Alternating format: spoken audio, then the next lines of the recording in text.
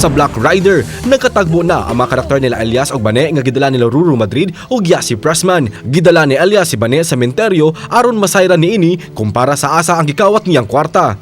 Nangayog pasaylo si Bane kang Elias human nasayran nga pangpalit og cake ang maong kwarta sa anak ni Elias nga mitaliwan na. Sa pikas bahin, miatake si Elias sa pugad sa mga kaaway niini aron maangkon na hustisya sa iyang mag-inahan. Ug karong gabi, makita ng karakter ni Kapuso Katrina Harili busa sayran tangyang papel sa serye karong gabi pagkahuman sa 24 oras.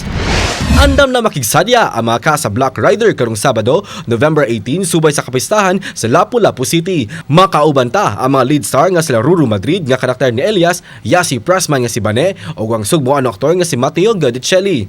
Atangan ta sila sa GMA Regional TV Kapuso Fiesta Night sa Hopes Dome, Lapu-Lapu City.